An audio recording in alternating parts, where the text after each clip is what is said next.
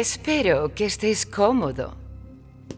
El alojamiento es un poco austero, lo sé. ¿Dónde está el resto? ¿Están bien? ¿Bien? No. No diría que ninguno está bien. Estoy tan harto de tus juegos. Como desees. Basta de secretos. Y de mentiras.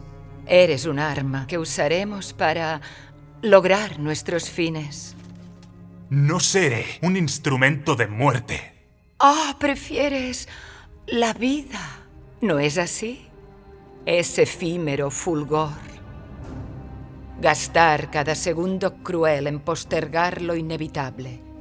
En una guerra sin fin a la que tú, como todos los Vryn antes que tú, no sobrevivirás. Nada es justo. Conoces la verdad. Ni vivir, ni morir. Así que vamos a echarlo todo abajo. ¿Y de qué servirá eso? Todos sufrimos, Sylvanas. Destruirlo todo no erradicará el dolor. No lo entiendes.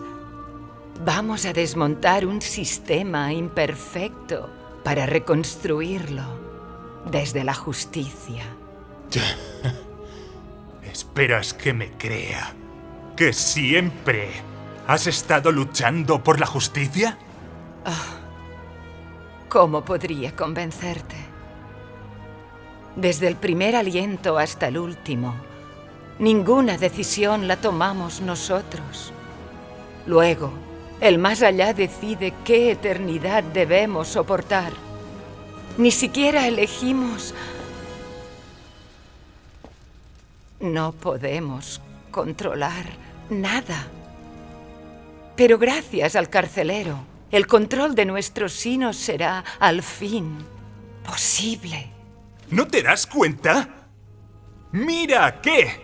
¿Y a quién te has unido? ¿No ves que no eres más que un arma para lograr sus fines? Piénsatelo bien. Únete de buen grado o te esclavizaremos. ¿No creías en el libre albedrío, Sylvanas? Nunca hemos tenido libre albedrío, leoncito. Pero eso va a cambiar.